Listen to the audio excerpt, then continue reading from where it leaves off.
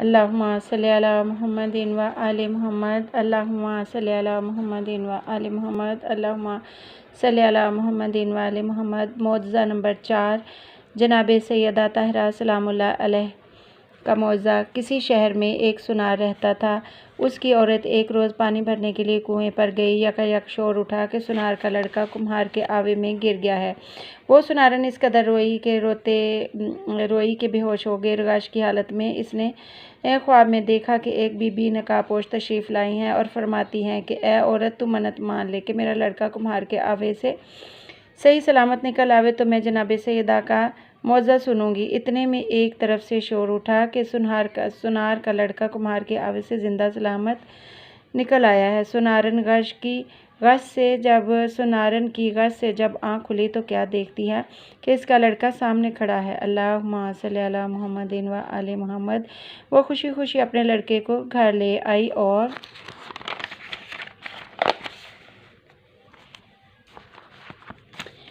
बाज़ार से 2 पैसे की शीरीनी खरीद कर अपने पड़ोसी के पास गई और कहा, चलो मेरे घर में मैंने मन्नत पढ़ानी है, जनाब सैयदा का मौज़ा सुनने चलो। सब औरतों ने इनकार कर दिया। वो रोती हुई मायूस होकर जंगल की तरफ चली गई।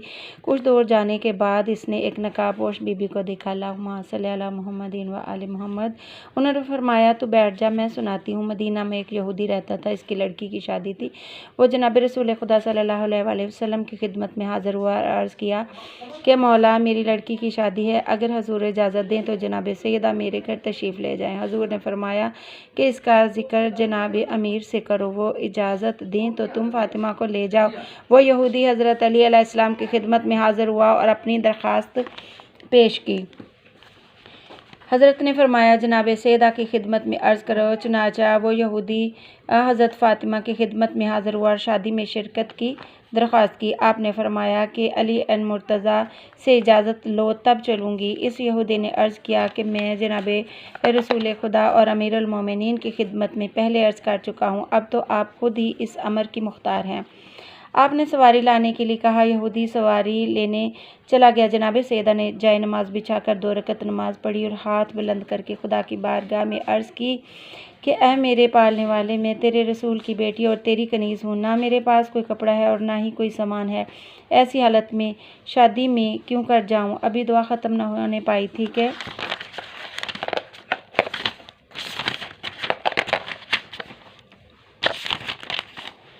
जन्नत की हुरें एक कश्ती में जन्नत के ज़ेवरात और लिबास लेकर हाज़िर हो गई। अल्लाहुम्मा सल्ली अला मुहम्मदिन व आले मुहम्मद।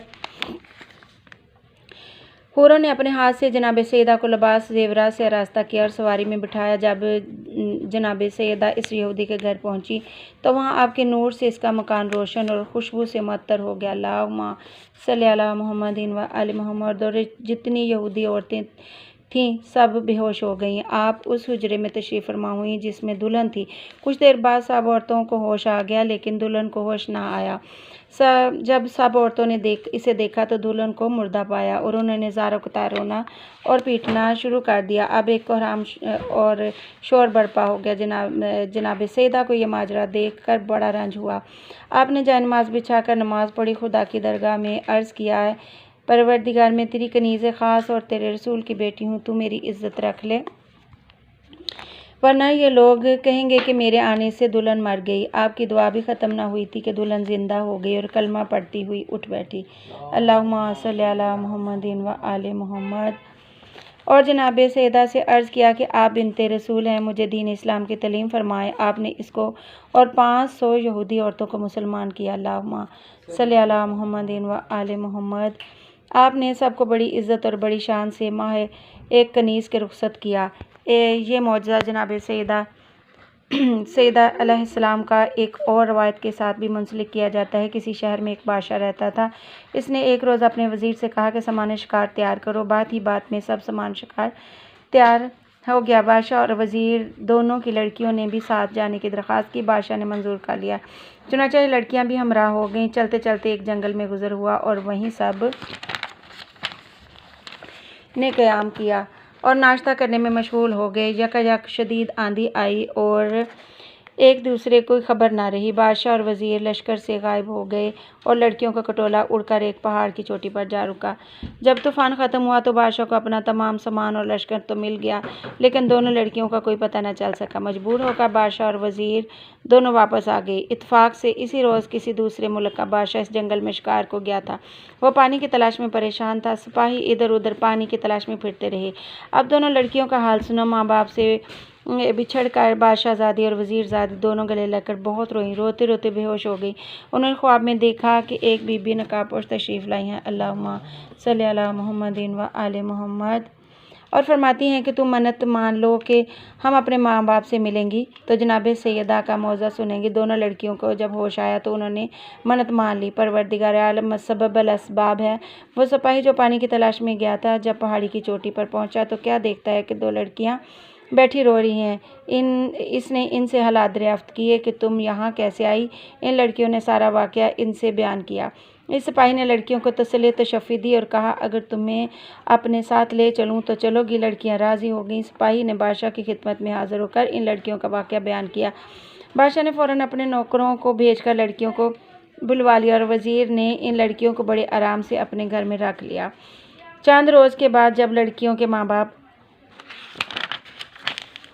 को खबर हुई कि फ़लाँ बादशाह कि हाँ ये दोनों लड़कियां ज़िंदा और सलामत मौजूद हैं, तो उनको बड़ी खुशी हुई और उन्होंने इस बादशाह को शुक्रिया का ख़त लिखा। इन लड़कियों को भेज देने की ख्वाहिश की। इस बादशाह ने ख़त का जवाब दिया कि लिखा कि अगर आप नासब समझे तो इन लड़कियों की शादी मेरे लड़कों के साथ कर दें। इन लोगों ने मंजूर कर लिया। दोनों लड़कियां बादशाह के यहाँ से रुखसत होकर अपने माँ बाप से जा मिलीं और सब ने खुदा का शुक्र अदा किया। अल्लाहुम्मा सल्ली अला मुहम्मदिन व आले मुहम्मद। मगर लड़कियां जनाब सैयदा का मौज़ा सुनना भूल गईं। कुछ दिनों के बाद दोनों तरफ से शादियों के इंतज़ामात होने लगे और तारीखें मुकर्रर करके दोनों का अक़द हो गया। वो दोनों बड़ी धूमधाम से रुखसत होकर अपने ससुराल पहुँच गई। इत्तेफाक से जहेज़ में एक कीमती तलाई आफ्ताबा यानी लोटा दरवाज़े पर रह गया। एक सिपाही को हुक्म मिला कि वो फ़ौरन जाकर वो तलाई आफ्ताबा ले आए। सिपाही जब यहाँ आया तो क्या देखता है कि ना वो महल है, ना वो तख्त है, ना बादशाह, ना कुछ सामान, सिर्फ़ एक मैदान है और वहाँ आफ्ताबा रखा हुआ है। सिपाही हैरत में था कि ये क्या माजरा है। बहरहाल सिपाही ने चाहा कि वो लोटा उठाए और झुककर उठाने के लिए हाथ बढ़ाया।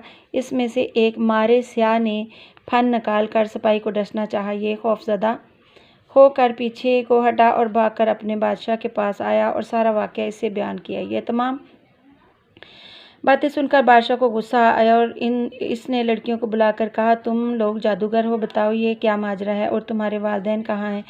ये सुनकर लड़कियां हैरत ज़दा हो गईं और कोई जवाब न दे सकीं। बादशाह ने इन लड़कियों को कैद कर दिया और कहा कि तुमको कत्ल कर देने के लिए कल जलाद के हवाले कर दूँगा।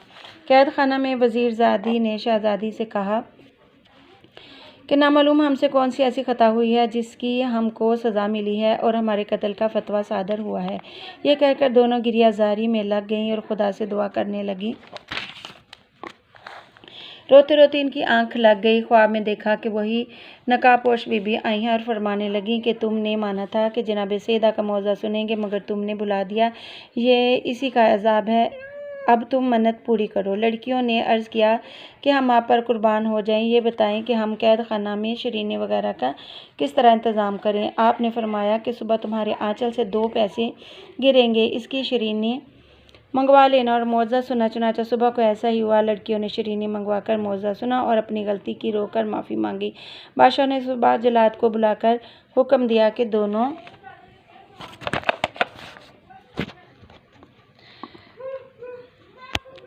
लड़कियों को कत्ल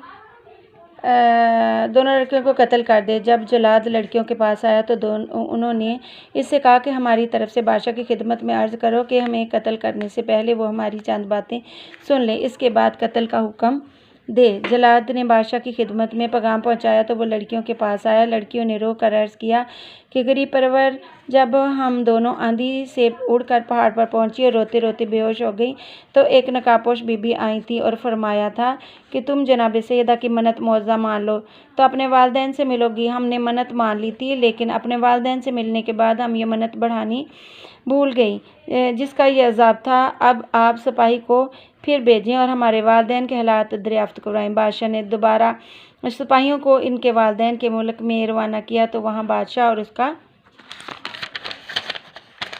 तख्त व ताज सब कुछ मौजूद था। सिपाहियों ने वापस आकर बादशाह से जब बयान किया तो उसको यकीन हो गया कि बेशक ये ताबे इलाही था और कुछ न था। बादशाह खुश हो गए, लड़कियां कैसे आज़ाद हो गई। अल्लाहुम्मा सल्ली अला मुहम्मदिन व आले मोहम्मद। ये दूसरा मौज़ा, वो बुरका पोश बीबी इस सुनारन से ये कहकर गायब हो गई। सुनारन अपने घर आई तो क्या देखा कि पड़ोसियों के घर में आग लगी थी जिन्होंने मौज़ा सुनने से इनकार किया था। ये दुआ करो कि बहक़ मोहम्मद व आले मोहम्मद, जिस तरह सुनारन और इन लड़कियों की मुराद पूरी हुई, इसी तरह हर मोमन और मोमना और हर मुस्लिम और मुसलमान की भी हर मुराद बैतफ़ैल मोहम्मद और आले मोहम्मद पूरी हो। आमीन या रब्बल आलमीन। अल्लाहुम्मा सल्ली अला मुहम्मदिन व आले मोहम्मद। अल्लाहुम्मा सल्ली अला मुहम्मदिन व आले मोहम्मद। अल्लाहुम्मा सल्ली अला मुहम्मदिन व आले मोहम्मद। अगर मौज़ा आपको अच्छा लगा है तो आप मुझे सब्सक्राइब करें और मुझे लाइक करें। शुक्रिया।